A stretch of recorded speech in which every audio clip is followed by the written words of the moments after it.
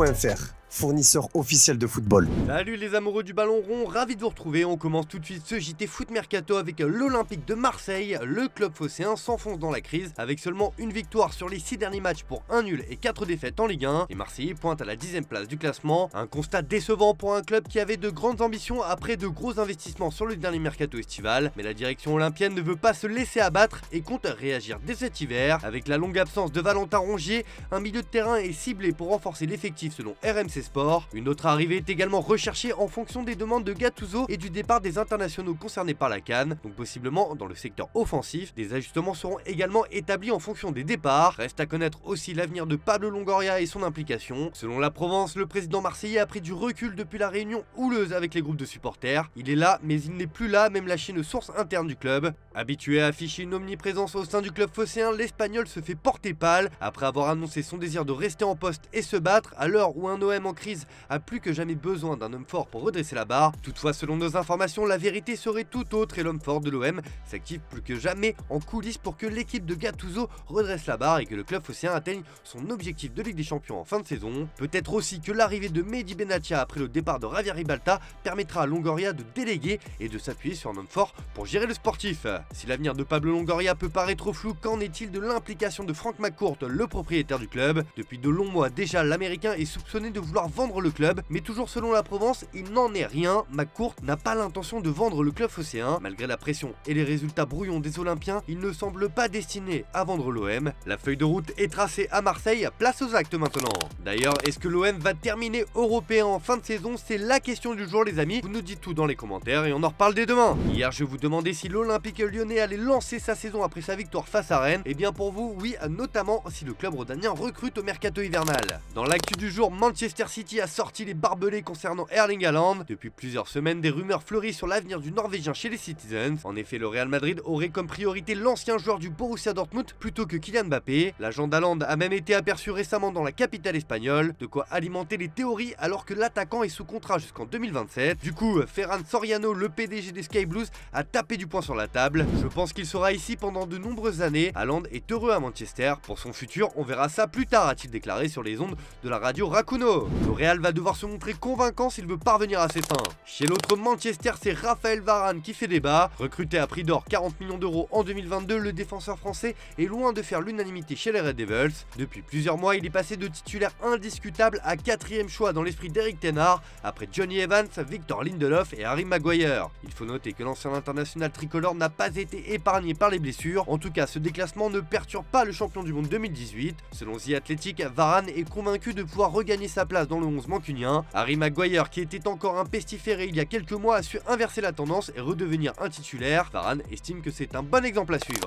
Au Real Madrid, on continue la vague de prolongation des cadres entamée depuis le début de la saison. Après Vinicius Junior, Rodrigo ou encore Camavinga, le club madrilène veut prolonger Eder Militao. Blessé depuis le début de saison, le défenseur central travaille pour revenir le plus vite possible. D'après Mundo Deportivo, le Brésilien est le prochain sur la liste des prolongations. L'ancien défenseur de Porto s'apprête à être prolongé jusqu'en 2028 ou 2029, alors que son contrat se terminait en 2025. L'officialisation devrait avoir lieu dans la semaine. En France, les talents de Ligue 1 sont aussi courtisés. Cet été, Montpellier a réalisé un sacré coup avec Accor Adams, venu compenser le départ d'Eli Wahier au RC Lens. Son début de saison canon avec ses 7 réalisations après 12 journées ne passe pas inaperçu. Selon Sky Sport Italia, l'AC Milan garde un œil attentif sur le Nigérian. Le club milanais voudrait même passer à l'action dès cet hiver. Le but est de préparer l'après-Giroud qui, malgré ses 37 ans, est toujours décisif et que le Français devrait prolonger avec le Rossoneri dans les prochaines semaines. En tout cas, Accor Adams a le profil idéal pour prendre la succession du meilleur buteur de l'histoire de l'équipe de France sur le front de l'attaque lombarde.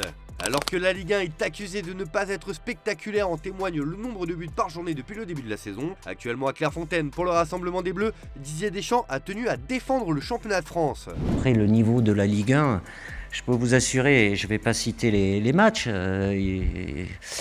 avec Guy, quand on regarde certains week-ends, il n'y a pas qu'en Ligue 1 qu'il y a des matchs un peu soporifiques pour être gentil.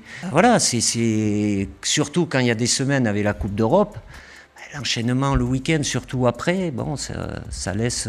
Après, qu'est-ce qui permet d'analyser, de dire c'est surtout les matchs que vous considérez peut-être plus importants, c'est-à-dire celui du dimanche soir ou qui sont un peu plus mis en lumière. Bon, ben, ça arrive que là aussi, il n'y ait pas forcément une grande qualité, mais je peux vous assurer, dans les autres championnats,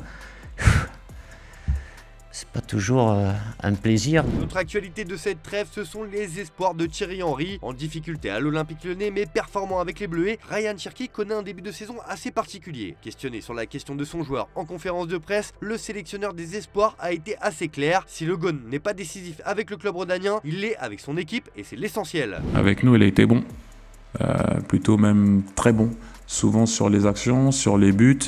Quelques oublis de temps en temps pour se replacer. Des fois, il le fait aussi très bien. Il va presser aussi. Donc, sur ce plan-là, j'ai vraiment rien à dire. Donc voilà, ce qui se passe à Lyon, vraiment difficile pour moi d'en parler. Mais avec nous, Ryan a été plutôt bon. Donc, sur ce plan-là, moi, personnellement, j'ai pas de problème. On passe aux officiels du jour, le Bayern Munich s'offre déjà un renfort. Le club bavarois vient de recruter une pépite évoluant en Australie. Il s'agit de Nestori Irankunda qui évolue à Adelaide United. Le joueur de 17 ans viendra d'Adelaide United le 1er juillet 2024 et signera un contrat à long terme, a déclaré le club allemand dans un communiqué. Après une expérience au Qatar, à Al Dohaï, Hernan Crespo rebondit aux Émirats Arabes Unis à Al Ain. L'Argentin s'offre donc un 6e défi dans sa carrière de coach. L'ancienne gloire de la Lazio, de l'Inter ou encore de l'AC Milan avait d'ailleurs gagné le triplé Coupe Championnat et Coupe de la Ligue avec Al Dohaï la saison dernière. Al Ain est pour le moment 3e de son championnat. Marcelino retrouve déjà un banc. Parti de l'Olympique de Marseille moins de 2 mois après son arrivée sur la Canebière, l'Espagnol rebondit en Liga dans un club qu'il connaît bien. Sans surprise, il a été choisi par Villarreal pour succéder à Pacheta. L'entraîneur espagnol dirigera le sous-marin jaune pour la 2e fois de sa carrière après un premier passage entre 2012 et 2016. Il a signé un contrat jusqu'en 2026.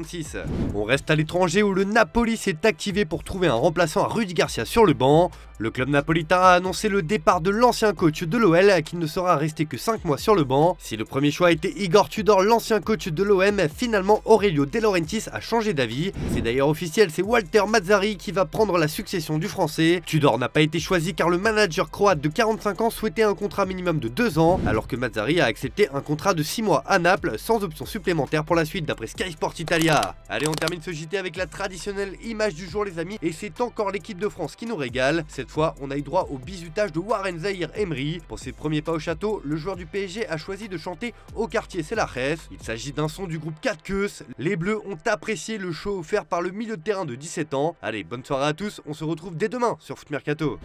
Au quartier c'est la Hesse, la moitié du check carré au Hex. Tu connais notre adresse, monte le son fort dans la caisse. L'amour embête, on préfère l'espèce. On est tous les mêmes, jouer nous c'est pas pareil. À chaque domaine, le résultat est le même. On n'est pas la haine, on protège que le sang de la veine.